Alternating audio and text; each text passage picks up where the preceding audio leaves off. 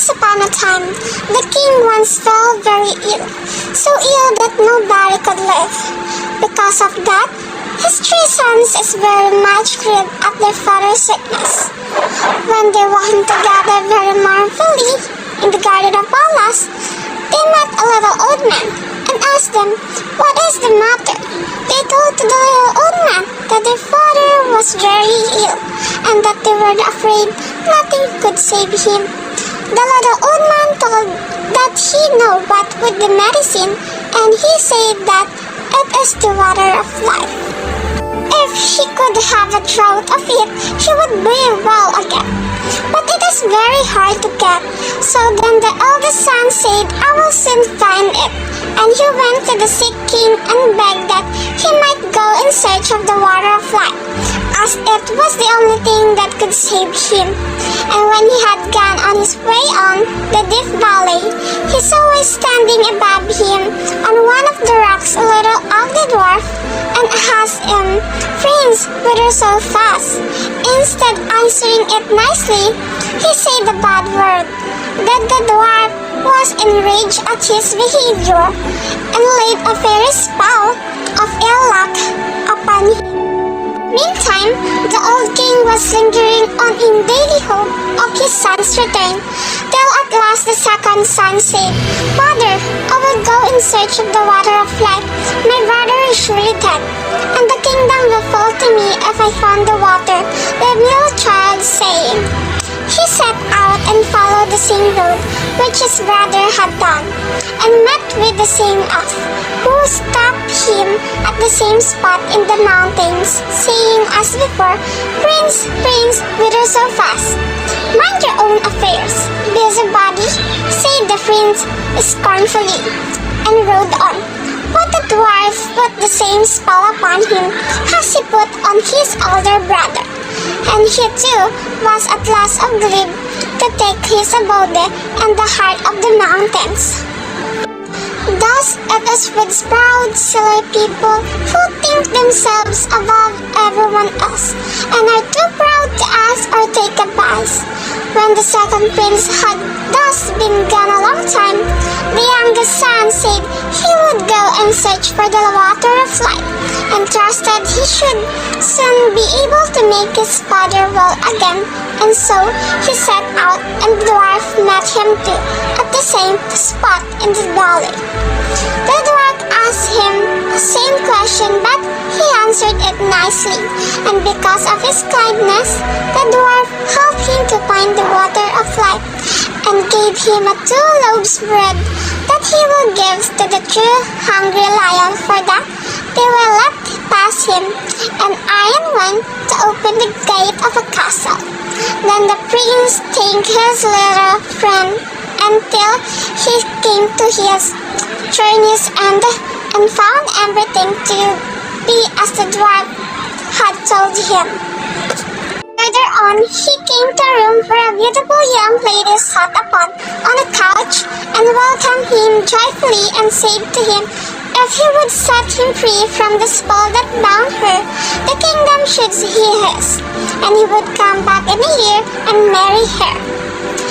And he filled the cup that was standing by him full of water, and hastened to get away in time. He was overjoyed to think that he had got the water of life, and he was going on his way homewards. He passed by the little tribe, and he begged so hard for his brothers that the dwarf at last set them free, though unwillingly, saying, "Beware of them, for they have bad hearts." And they are all 3 rode on together, and on their home way on the country, they came to see a sea. They got into ship, and during their voyage, the 2 oldest brothers were full of envy and revenge to their younger brother, who succeeded to get the water of life that they could not find, and because of that, they waited till he was full asleep, and poured the water of cup of life and took it from themselves, and exchanged it a bitter sea of water of his cup. And And when they come to their journey's end, the youngest son brought his cup to the sick king, that the king might drink and be healed, but scarcely it tasted bitter sea water, and because of that, the king got angry, and his two oldest brothers accused him that if he wanted to poison their father, and say that they are the one who truly find the water of life, and give him to their father, and after drink that water, he felt his sickness leave him, and was as strong and well as in his younger days. The king and all people in court agreed he ought to put to death, but the king's chief huntsman and the prince agreed that they will set him free, and just acting like he killed the prince, and he said it to the king. And some after time, 3 grand embassies came to the old king's court with rich gifts of gold and precious stones for his youngest son.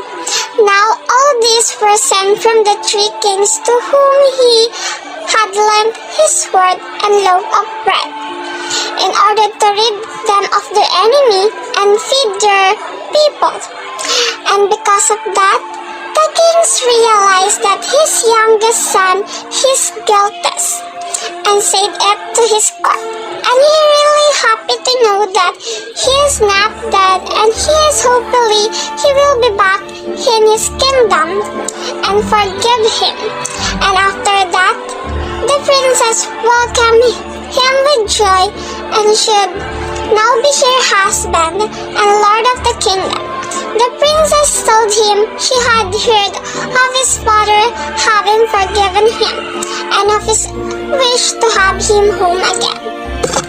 Before his wedding with the princess, he went to visit his father, taking her with him. Then he told him everything, how his brothers had cheated and robbed him, and yet that he had borne all those wrongs for the love of his father. And the old king was very angry and wanted to punish his weak sons, but they made their escape and got into a ship and sailed away over the wide sea.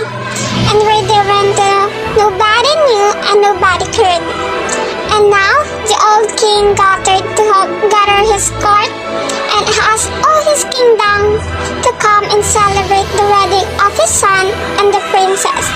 And young and old, noble and square, gentle and simple, came at once on the summons, and among the rest came the friendly dwarf with the sugar loaf hat and a new scarlet cloak.